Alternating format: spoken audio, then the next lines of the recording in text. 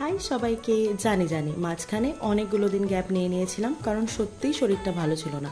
আর শরীর সুস্থ হতেই প্ল্যান করে নিয়েছিলাম কোথায় কোথায় যেতে হবে। আর সত্যি বলতে এটা আমার ফার্স্ট টাইম কুমোরটুলি যাওয়া, মানে দুর্গাপুজোর ঠিক আগে, তাও বোনকে নিয়ে। আর গিয়ে তো দেখছি কত লক্ষ্মী সরস্বতী শাড়ি পরে সবাই শ্যুট করছে, দেখে বেশ ভালোই লাগছিল। আসলে কুমোরটুলি যাওয়ার কারণ ছিল আমার ঘরের কিছু ডেকোরেশনসের জিনিস কেনার ছিল। আর সামনেই দুর্গাপূজার কটা দিন, তাই কিছু মেকআপ লুক তো তোমাদের সাথে অবশ্যই শেয়ার করব।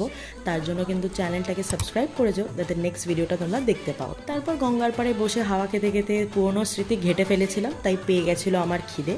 আর বাগবাজারের দিকেই যাচ্ছিলাম, তাই এই আড্ডা স্টেশনটা চোখে পড়ে। আর বিশ্বাস করো, ওদের খাওয়ার কোয়ালিটি প্রাইস অনুযায়ী বেশ ভালো ছিল। দাঁড়িয়ে কিছুক্ষণ গান শোনার পর আসার পথে চলে গেছিলাম হাতিবাগানে। বোন তার বন্ধুর জন্য একটা শার্ট কিনতো।